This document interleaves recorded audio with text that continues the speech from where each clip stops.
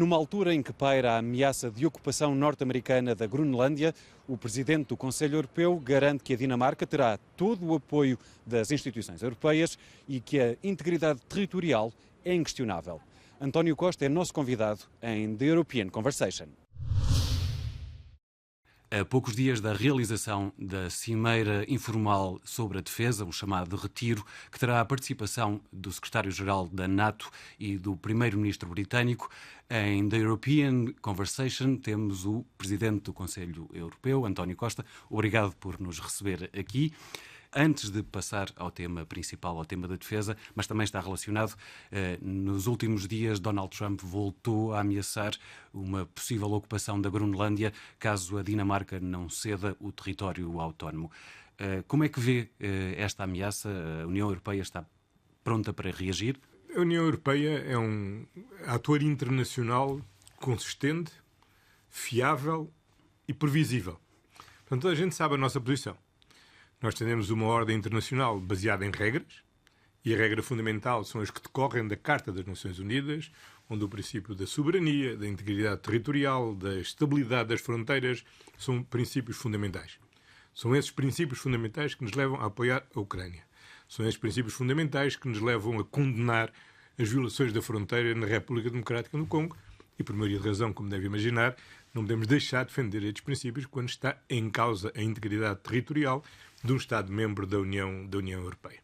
Portanto, nós, naturalmente, apoiamos, damos todo o apoio à Dinamarca e esperamos que, como é próprio entre aliados, como é próprio entre parceiros, como é próprio entre amigos, eventuais pretensões, interesses, sejam resolvidos de uma forma por via do diálogo.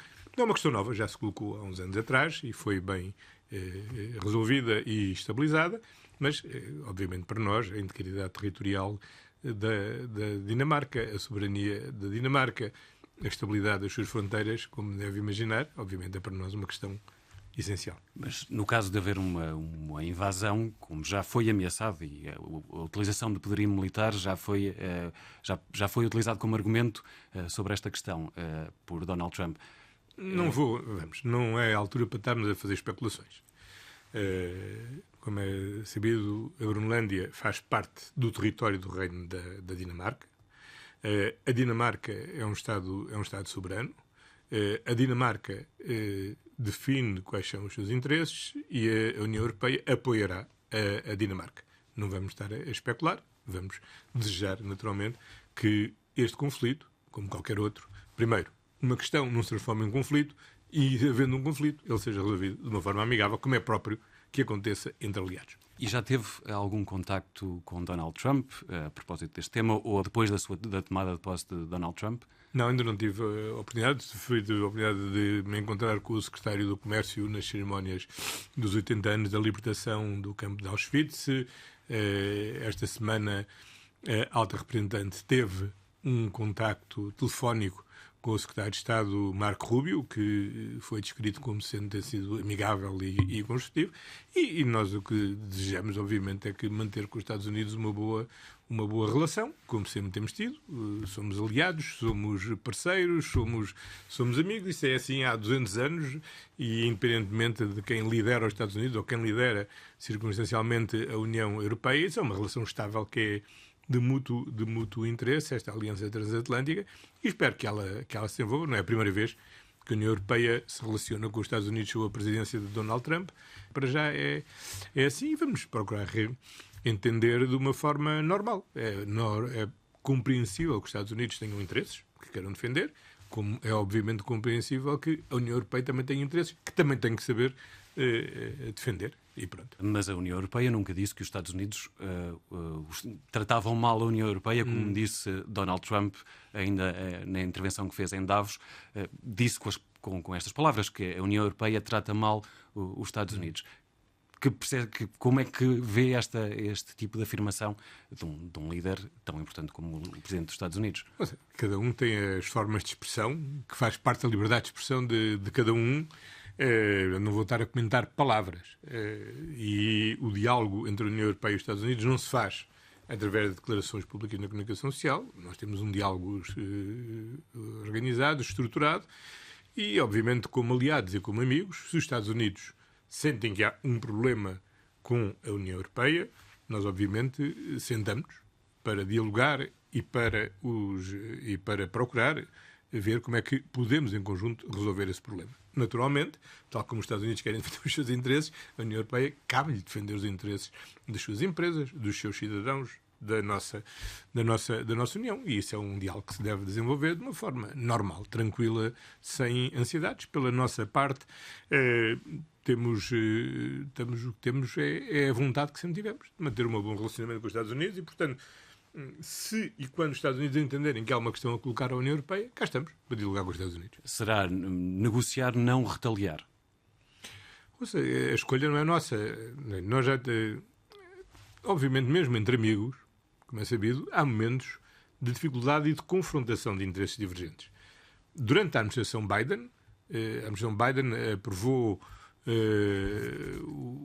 o Inflation Reduction Act, que tinha um conjunto de medidas que afetavam negativamente a nossa economia e, naturalmente, a Comissão Europeia reagiu e procurou encontrar uma resposta adequada e proporcional para defender os interesses da União Europeia. Essa é a função que nós temos e não deixaremos de ter.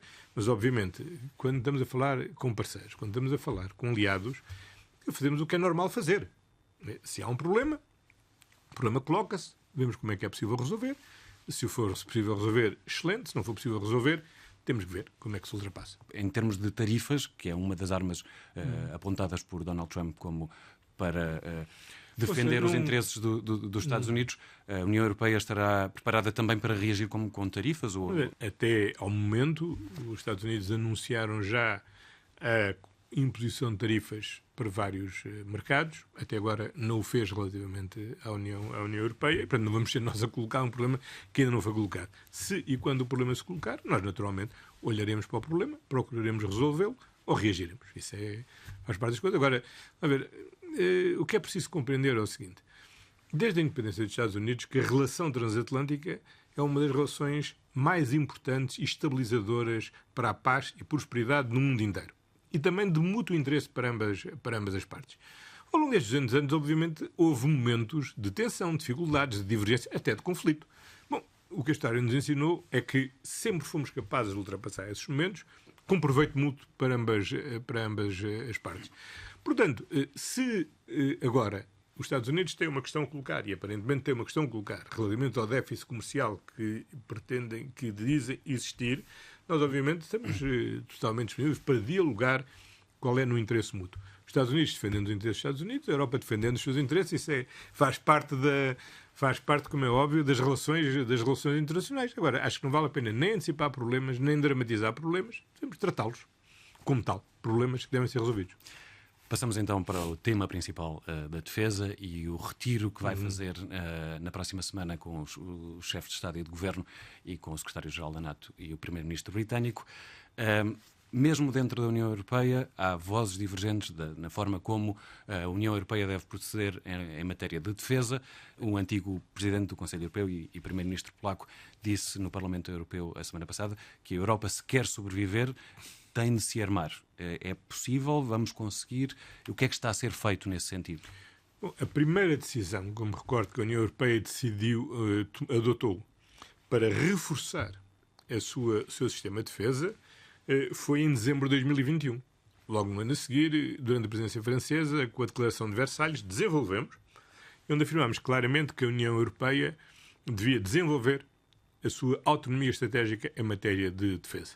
Muitos, na altura, entenderam que era uma forma de afastar os Estados Unidos. Hoje, creio que é claro que é uma forma de complementar a aliança que temos com os Estados Unidos e assegurar que esta nossa aliança é mais equilibrada. De 2021 até hoje, o investimento em defesa no conjunto dos Estados-membros aumentou 30% no conjunto dos Estados-membros. Desde 2014 até hoje, todos os países da União Europeia, ou melhor, os 23 países da União Europeia que são parte da NATO, aumentaram a sua despesa em defesa e, no conjunto, já atingiram os famosos 2%. E todos estamos conscientes, particularmente depois da alteração dramática da situação geopolítica, com a guerra desencadeada pela Rússia contra a Ucrânia, que é fundamental reforçar a nossa capacidade de defesa. E por isso, creio que há um consenso muito generalizado para que... Não, há um consenso muito generalizado, porque é necessário continuar a prosseguir esta trajetória e provavelmente eu anteciparia que na próxima Cimeira da NATO haverá o acordo para estabelecer uma nova meta acima dos 2%. Portanto, há 3 questões fundamentais que vão estar, que eu convidei os líderes a discutirmos na próxima segunda-feira, que é, primeiro,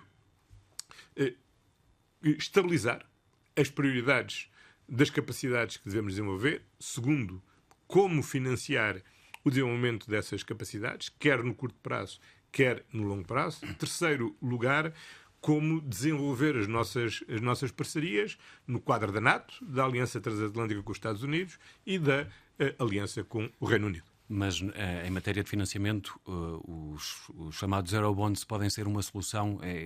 são sempre controversos. Este é um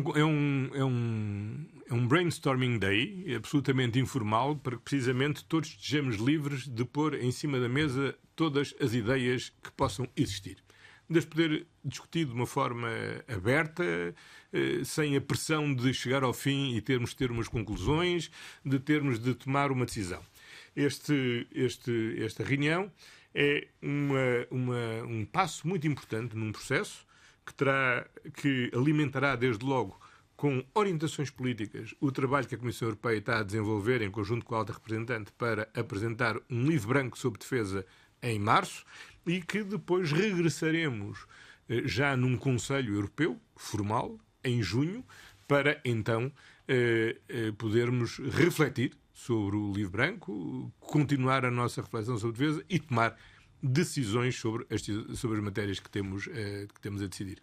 Portanto, este é um momento em que todas as ideias são muito bem-vindas e que devem ser discutidas de uma forma aberta e franca entre os 27 Estados-membros. No caso da NATO, o secretário-geral da NATO, Marco Rutte, já disse que os cidadãos provavelmente vão ter de fazer alguns sacrifícios para que cada um dos Estados-membros da NATO possa cumprir as metas estabelecidas.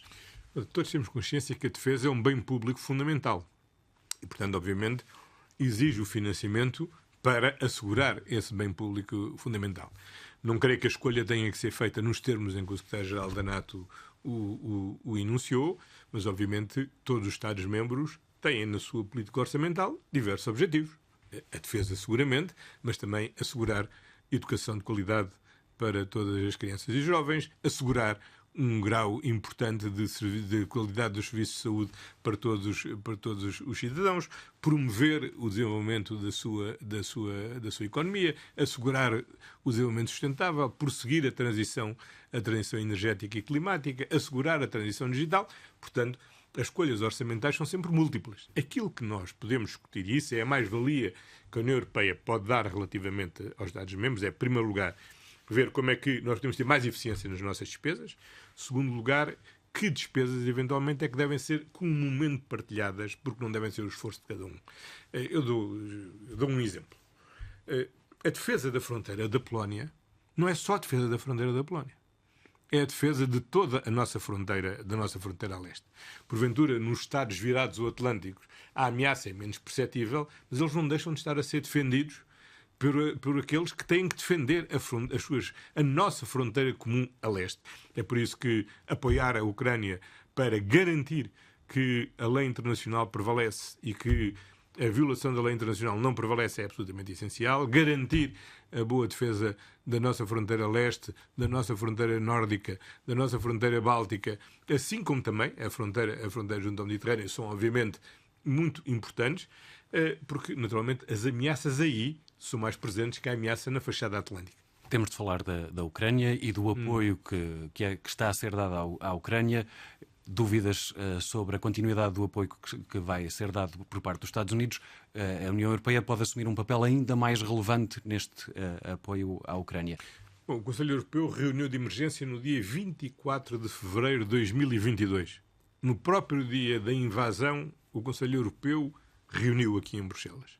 E desde esse dia, onde comunicámos por videoconferência com o Presidente Zelensky, o apoio da União Europeia tem sido constante, sustentável e sem margem para dúvidas. Foi assim no início da guerra, foi assim durante a guerra, será assim nas negociações de paz, quando elas existirem, será assim na reconstrução da Ucrânia, será assim com a integração da Ucrânia no seio da União Europeia. E, portanto, esse apoio da União Europeia é inquestionável, indiscutível, pelo tempo que for necessário e o que é que quer que aconteça.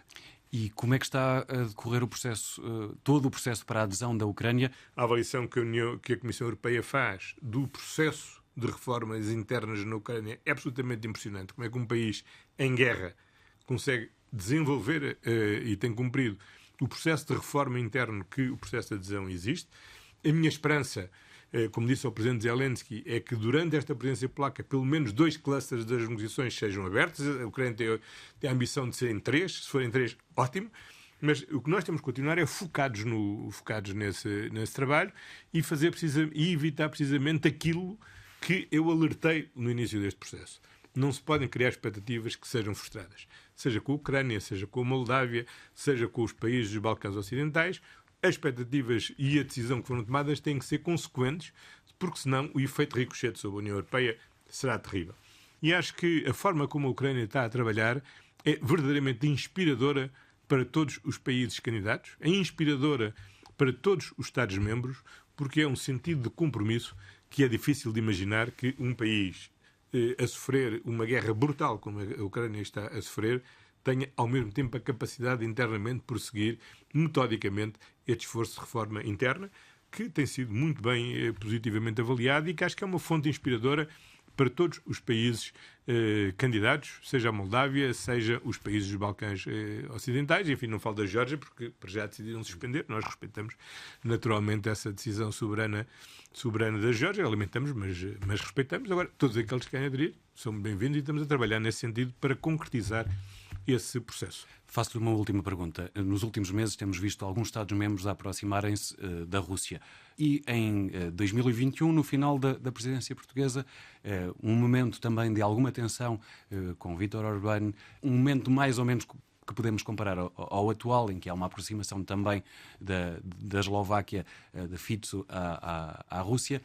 Nessa altura, no final da cimeira, disse-nos em entrevista que só está na União Europeia quem quer estar. Hoje, como Presidente do Conselho Europeu, pode manter o mesmo tipo de discurso? A União Europeia é uma união de diversidades.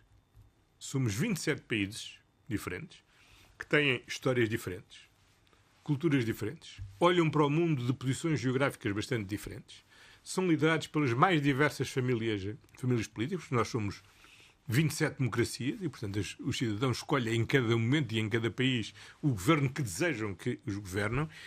E, portanto, a verdadeira notícia não é quando há uma divergência. Quer dizer, a verdadeira notícia, a notícia é quando há um acordo. Quer dizer, porque se nós olharmos para a União Europeia, o princípio é que cada um devia pensar de forma distinta por si. O que é absolutamente extraordinário é que, ao longo destes anos e com sucessivos alargamentos, a União Europeia tem conseguido sempre chegar a acordo. Às vezes é difícil.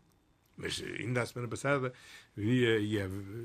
muita gente especulou, pode haver aqui uma divergência insuperável sobre a renovação das sanções à Rússia. Bom, como se viu, mais uma vez, se ultrapassou essas dificuldades e, por unanimidade, foram renovadas as sanções para a Rússia. Nem todos os países têm a mesma leitura sobre esta guerra. Sim, é verdade, mas a verdade é que conseguimos sempre, por unanimidade, tomar todas as posições que eram decisivas para apoiar de uma forma segura, previsível, a Ucrânia no seu esforço. E, portanto, é assim que temos que prosseguir. E a construção de uma política externa e de segurança comum é uma mais-valia para todos. Obviamente não resulta de um efeito mágico. Agora, a participação na União Europeia é um ato de liberdade. O Reino Unido, quando decidiu sair, todos nós tivemos imensa pena, mas exerceu a sua liberdade de sair. Como estar na União Europeia é um ato de liberdade. E aquilo que eu vejo todos os dias, enfim, e agora vejo mais intensamente nestas minhas novas funções, é que apesar dos pontos de vista diversos e da diversidade de opiniões, há uma enorme vontade comum dos 27 de estarem juntos. É por isso que estamos cá. Muito e é por isso que vários outros se querem juntar a nós. Muito obrigado. Ora, essa.